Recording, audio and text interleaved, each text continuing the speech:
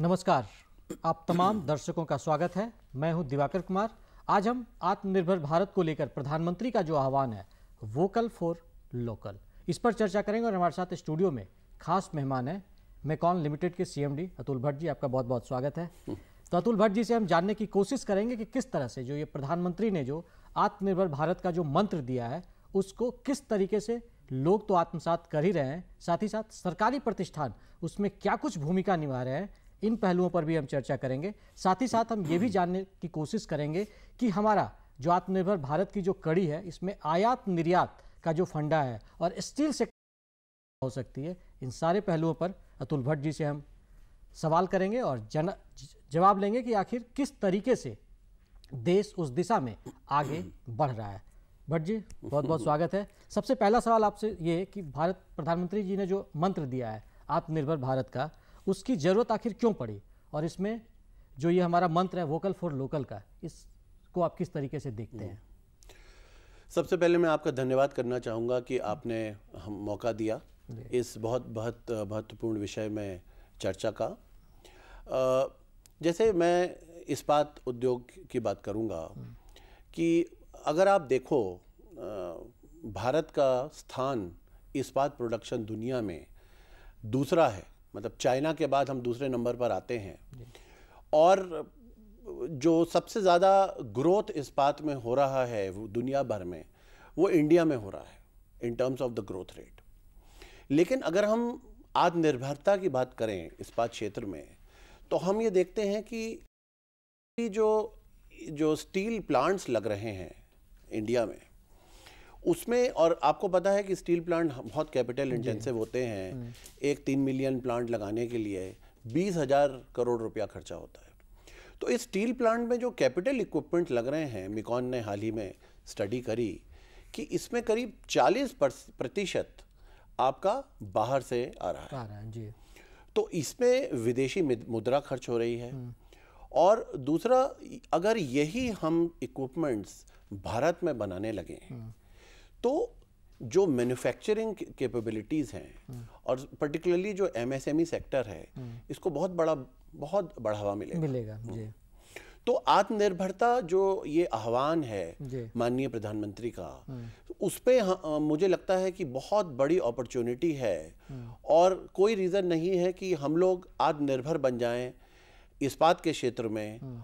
और जिसकी मैंने आपको बताया कि जो स्टील प्लांट जो अभी इंपोर्ट बाहर से हो रहे हैं, अगर इंडिया में बनाने लगे तो पर्टिकुलरली जो झारखंड राज्य हैं, छत्तीसगढ़ राज्य हैं, जहां पर इंडिया के स्टील प्लांट्स के लोकेटेड हैं, इस क्षेत्र के डेवलपमेंट में बहुत ज़्यादा सहयोग मिलेगा। एक चीज़ और कि अभी जो कोरोना काल है इसको लगातार कहा जा रहा है कि ये भारत के लिए एक अवसर का मौका भी बना है। तो क्या स्टील सेक्टर में भी ऐसी कुछ उम्मीद की किरण दिख रही है? बिल्कुल। जैसे आप देखिए कि स्टील सेक्टर एक ऐसा क्षेत्र है जिसमें कोरोना काल में एक्सपोर्ट्स इतने ज़्यादा बढ़ गए। अगर आप देखिए कि क्योंकि इंडिया में बहुत ज़्यादा एडवांटेजेस हैं। देखिए स्टील सेक्टर में जितने भी रॉ मटेरियल हैं वो सब यहाँ अवेलेबल है। यहाँ पूरी डिमांड अवेलेबल है। यहाँ तकनीकी क्षेत्र में मेकॉन जैसी कंसल्टिंग ऑर्गेनाइजेशंस हैं और जो डीप डोमेन नॉलेज कहा जाता है स्टील क्षेत्र का, वो इंडिया में पूरा अवेलेबल है। तो कोविड क्षेत्र में हमने देखा, कोविड में जब सारी इंडस्ट्री स्ट्रगल कर रही थी, इस्पात क्षेत्र ऐसा था बहुत दूसरे देशों में जहां सप्लाई चेन सारे डिसरप्ट हो गए थे, अधिक से अधिक इस्पात एक्सपोर्ट करना शुरू कर दिया। और आज की तारीख में एक्सपोर्ट एक बहुत बड़ा सेक्टर हो गया है इस्पात की, जिसमें हम लोग इस्पात के प्रोडक्ट्स दुनिया भर में एक्सपोर्ट कर रहे हैं। तो ये एक अपॉर्चुनिटी भी पैदा हुई है इस्पात सेक्टर में। हालांकि हर सेक्टर में ये अपॉर्चुनिटी पैदा की, लेकिन इस्पात सेक्टर में जैसा कि भट्ट जी बता रहे हैं कि एक विशेष मौका भी कोरोना काल में उत्पन्न हुआ है। वित्त मंत्रालय ने एक चीज़ और अभी कहा था कि जैसे छोटे उद्योग हैं उनको बढ़ावा देने के लिए कि 200 करोड़ रुपए से ज़्यादा के जो भी टेंडर्स होते हैं, सरकारी टेंडर्स होते हैं, उसमें बाहर के पार्टिसिपेंट जो फॉरेन पार्टिसिपेंट्स होते हैं उनको एक तरीके से उनके लिए दरवाजे बंद कर दिए गए। तो इससे क्या लगता है कि लोकल जो हमारे अपने लोग जो इन्वॉल्व हैं, इस तरह के काम कर सकते हैं, उनको बहुत बढ़ावा मिलेगा? बिल्कुल। इसमें मतलब ये जो 200 करोड़ का जो सरकार का अभी फैसला आया कि 200 करोड़ के कम के जो वैल्यू के जो टेंडर्स हैं सारा आप लोकल ही परचेज करोगे, इसमें एक बहुत बड़ा रेवोल्यूशन मेरे ख्याल से क्रिएट कर सकते हैं एमएसएमई सेक्टर में। क्योंकि जैसे मैं आपको एग्जांपल दूं, जो स्टील इस्पात क्षेत्र का ही अगर एग्जांपल दूं, तो उसमें बहुत सारे कंपोनेंट्स लगते हैं। जैसे अगर आप ब्लास्ट फर्नेस लो, तो ब्लास्ट फर्नेस का शेल का फैब्रिकेशन होता है, उसमें वेरियस कंपोनेंट्स लगते हैं। तो उसमें एक बहुत बड़ा फ़ायदा यह हुआ कि जो ये सारे कंपोनेंट्स बाहर से आने वाले थे, अब उसमें सब इंडिजिनस सॉल्यूशंस होंगे। तो इसकी वजह से जो एक तो तकनीकी क्षेत्र में हम लोग का डेवलपमेंट होगा, और दूसरा जो एमएसएमईज की तरह एक इकोसिस्टम जो क्रिएट होगा। और इसमें मैं एक और चीज़ चर्चा करना चाहूँगा कि जो मिकॉन है, जो इंजीनियरिंग सॉल्यूशंस देता है, तो इसमें हम लोग अपना सहयोग करने को तैयार हैं कि कोई भी एमएसएमई अगर स्टील प्लांट का कोई प्लांट बनाना चाहता है जो इंपोर्ट हो रहा है, और उसकी भी लिस्ट मतलब हम लोग के पास अवेलेबल है, जो हम लोग पब्लिक डोमेन में शेयर कर सकते हैं।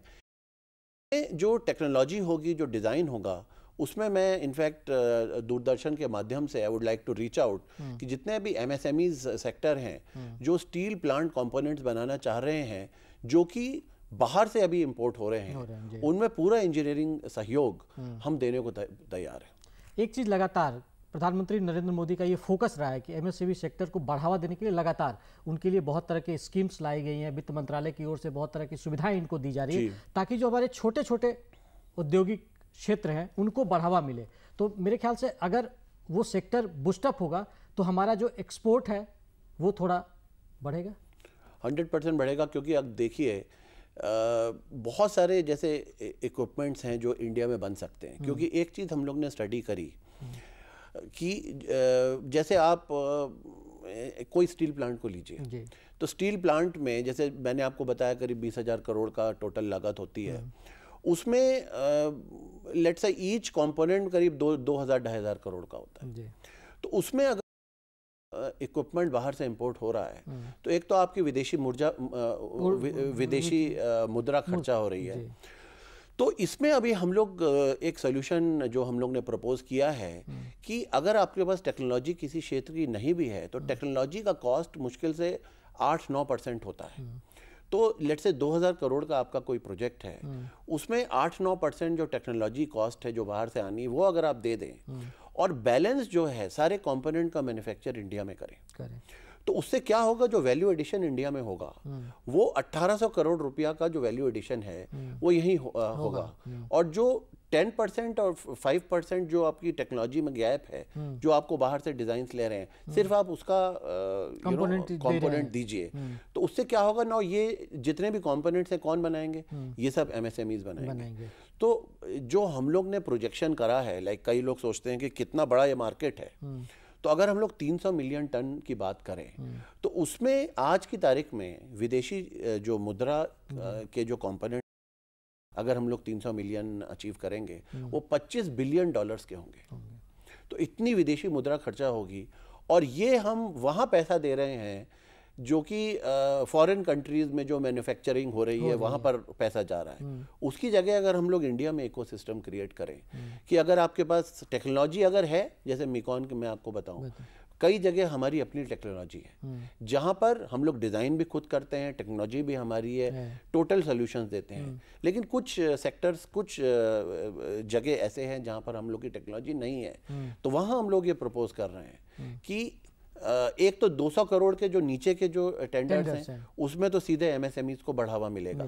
जो 200 करोड़ के ऊपर के भी जो टेंडर्स हैं उसमें भी अगर हम लोग सिर्फ टेक्नोलॉजी बाहर से खरीदें और मेक इन इंडिया बाकी कंपोनेंट्स का करें, तो मुझे लगता है कि ये एक टोटल जो इकोसिस्टम क्रिएट होगा।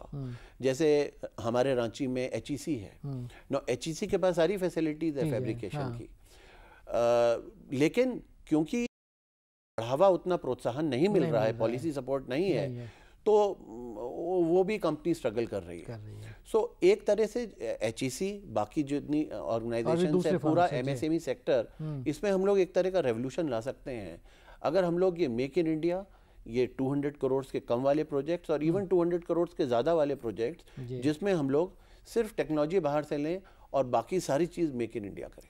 अगर सारी चीज़ मेक इन इंडिया करेंगे तो हमको लगता है एक दूसरा डायमेंशन, अगर इस पे हम लोग बढ़ जी सोचे कि जिसकी बात आप कर रहे हैं कि सपोज दैट अगर 2000 का कोई प्रोजेक्ट है, उस पर सिर्फ हम टेक्नोलॉजी सपोर्ट बाहर से लेते हैं, बाकी 1800 करोड़ का काम हम यहाँ पे करते हैं, तो हमको लगता है कि ह्यूज एम्प्लॉयमेंट जनरेशन का भी स्कोप बनता है।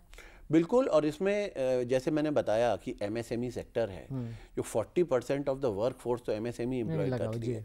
और इसमें आप कोविड ने हम लोग को याद ये भी रिमाइंड किया कि जितना जो पलायन हुआ है, अब अगर हम लोग यही कंपोनेंट्स इंडिया में बनाने लगे तो जो झारखंड जैसे राज्य हैं जहां पर आदिवासी बहुत क्षेत्र हैं, इसको बहुत बड़ा बढ़ावा क्योंकि यहाँ पर वो पूरा इकोसिस्टम क्रिएट होगा। ह्यूमन रिसोर्सेज की कमी नहीं है ह्यूमन पे। अच्छा, तकनीकी क्षेत्र में जो इंजीनियरिंग स्ट्रेंथ है, मैं तो कहूँगा कि जो मेटलर्जी इंडस्ट्री का जो हब है, जो सेंटर ऑफ एक्सीलेंस है, वो पूरा आपका रांची है जी। तो क्योंकि कोई ऐसा दुनिया में ऑर्गेनाइजेशन नहीं है जो पिछले 60-70 साल से सिर्फ स्टील प्लांट डिजाइन कर रहा हो।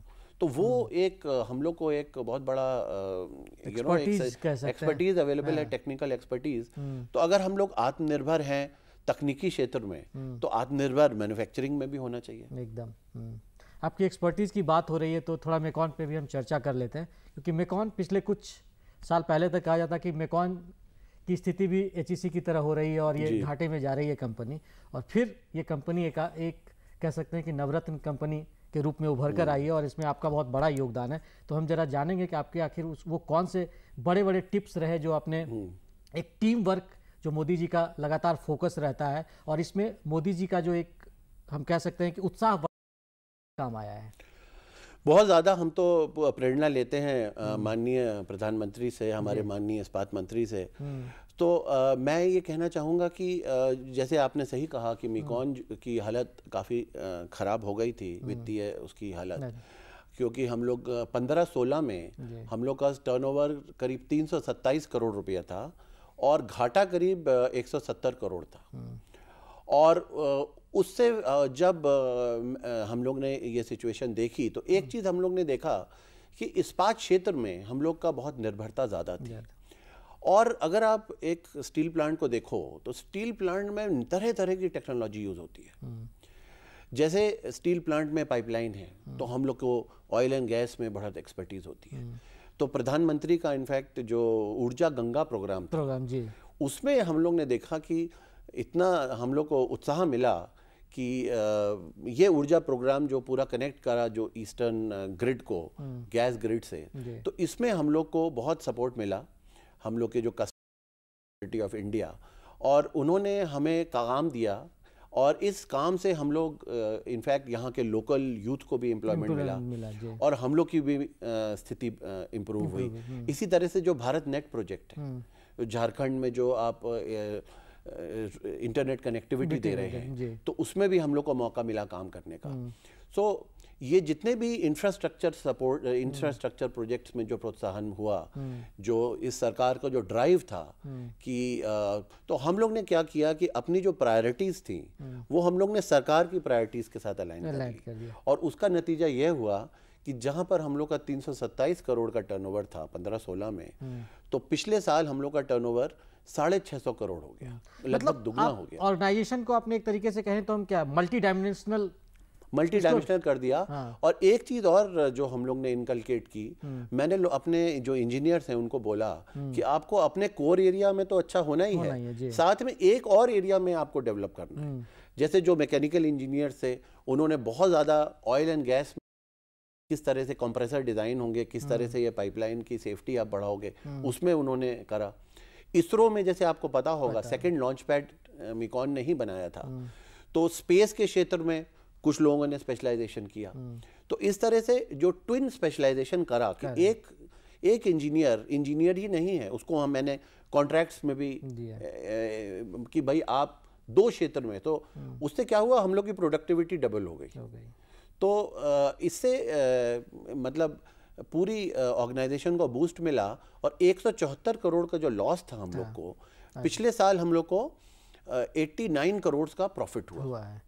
तो मतलब इसको अगर हम कोरिलेट करें भट्ट जी कि प्रधानमंत्री लगातार कहते हैं कि किसानों की आमदनी हमको दुगना करना है, तो उसमें वो लगातार एलाइड सेक्टर की बात करते हैं कि किसान सिर्फ अपना पारंपरिक खेती नहीं करें, वो फिशरीज भी करें, मुर्गी पालन भी करें, बकरी पालन भी करें। तो हमको लगता है कि ये दूसरे सेक्टर में भी अगर इम्प्लीमेंट होता है तो डबल इनकम की बात उसमें लागू होती है क्या? जी, एकदम एकदम आपने ठीक कहा कि मल्टी स्किलिंग की जरूरत है और एक कहा जाए कि मल्टी डायमेंशनल बिजनेस ओरिएंटेशन भी मल्टी डायमेंशनल होना चाहिए कि आप अपनी चारों तरफ देखिए क्या अपॉर्चुनिटीज हैं, क्या बिजनेस है और अपने को बिजनेस एनवायरनमेंट के हिसाब से अपने को बदलिए, अपने को अलाइन करिए। तो बिजनेस के अनुसार अपने आप को ढालिए। और वैसे में प्रधानमंत्री का जो मंत्र है उस पर हम चर्चा कर रहे हैं, आत्मनिर्भर भारत। उस कसौटी पर कैसे सरकारी उपक्रम खड़े उतर रहे हैं या उस दिशा में सरकारी उपक्रम क्या कुछ कर रहे हैं, मैं कौन इसमें किस तरह से अपनी भूमिका निभा रहा है? जैसे मेक इन इंडिया में एक तो हम लोग का एक रोल रहता है to advise on the policy to the government. जैसे हम लोग का इस्पात मंत्रालय है, उसमें कई तरह के पॉलिसीज आए हैं जिससे डोमेस्टिक इंडस्ट्री को प्रोत्साहन मिला है। जैसे मैं आपको एक पॉलिसी की बात करना चाहूँगा, जो DMISP पॉलिसी जो लॉन्च हुई।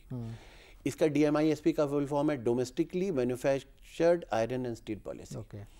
इस पे हम लोग ने ये कहा कि अगर किसी सरकारी कोई सरकारी संस्था अगर स्टील खरीदती है और उस स्टील को बना डोमेस्टिक इंडस्ट्री में है, तो फर्स्ट प्रेफरेंस जो है वो डोमेस्टिक इंडस्ट्री को मिलनी चाहिए जी। तो ये DMISP पॉलिसी ने काफ़ी सहयोग किया। जो हमारे जितने भी पाइप मैन्युफैक्चरर्स थे, मैं आपको बताऊं, जैसे ये हमारा जो ऊर्जा गंगा प्रोजेक्ट है, इसमें ये सारे पाइप्स पहले चाइना से आते थे, लेकिन फिर अब पूरा एक टर्न अराउंड हुआ है और डोमेस्टिक जो pipe making capacity already exist करती थी, तो उसको बहुत प्रोत्साहन मिला। और इसी तरह के हम देख रहे हैं कि कई प्रोडक्ट्स हैं जो कि इंपोर्ट होते थे, लेकिन फिर ये हुआ कि डोमेस्टिक कैपेसिटी एग्जिस्ट करती है, जो टेक्निकल कैपेबिलिटीज हैं, तो अब वो सारा प्रोक्योरमेंट डोमेस्टिक प्रोक्योरमेंट होने लगा है। आप लोगों के साथ भी ऐसा कुछ इवेंट अगर हम लोग कहें कि या इस तरह के कोई नोट्स आप लोगों के सामने आए कि ठीक है, जो बहुत सारी विदेशी कंपनियां थी उनका इन्वॉल्वमेंट इस सेक्टर में था, लेकिन जब से ये प्रधानमंत्री जी ने जो आह्वान किया आत्मनिर्भर भारत का और वोकल फॉर लोकल का, तो उसके बाद वो थोड़ा सा टर्न आउट हुआ है? डेफिनेटली। अब आप इस्पात क्षेत्र में ही देख कि हम लोग नेट ऑलमोस्ट इंपोर्टर होते थे, काफ़ी स्टील प्रोडक्ट्स इंपोर्ट होते थे, लेकिन अब हम लोग की स्थिति थोड़ी बदल रही है, अब हम नेट एक्सपोर्टर बन रहे जी। इस तरह का जो एक पॉलिसी सपोर्ट रहता है और जो दिशा सरकार दिखाती है कि आप मैक्सिमम इंडिजनाइजेशन करिए, तो उससे एक पूरा यू कैन से एक इकोसिस्टम डेवलप होता है कि किस तरह की, क्योंकि देखिए हम लोग की टेक्निकल कैपेबिलिटीज तो ह्यूज है, हम लोग की जो इंजीनियरिंग स्ट्रेंथ है वो जिस तरह के हम लोग अंडरस्टैंडिंग है, जिस तरह के हम लोग तकनीकी स्ट्रेंथ रखते हैं, वो तो उसको मतलब दुनिया में कोई मेरे जोड़ नहीं है। तो अगर हम लोग को सब टेक्निकल कैपेबिलिटीज हैं तो वो ट्रांसलेट करके मैन्युफैक्चरिंग कैपेबिलिटीज में, और आपका एक जो सिस्टम होता है इकोसिस्टम की सारी जो जैसे मैं आपको एग्जांपल दूं, अमेरिका में एक पॉलिसी थी मेल्ट एंड मैन्युफैक्चर। वो ये कहते थे कि अगर आप कोई स्टील प्रोडक्ट, कुछ particular categories of steel product अगर यूज कर रहे हो तो उसकी मेल्टिंग अमेरिका में होनी चाहिए। तो यानी आप स्क्रैप तो इंपोर्ट कर सकते हो, लेकिन बिलेट इंपोर्ट नहीं कर सकते। तो यानी अगर आप इस तरह की इनिशिएटिव करें कि भाई, क्योंकि मुझे लगता है कि Indian steel is the best, मतलब जो क्वालिटी ऑफ स्टील बनाते हैं उसमें कोई दो राय नहीं है। तो अगर हम लोग ये इंसिस्ट करें कि भाई जो ब्लास्ट फर्नेस सेल का बनेगा उसमें जो स्टील यूज होगी वो सेल की ही मेल्टेड स्टील यूज होकर वो ब्लास्ट फर्नेस बनेगा। तो ये बहुत बड़ा प्रोत्साहन मिलेगा जो डोमेस्टिक इंडस्ट्री को।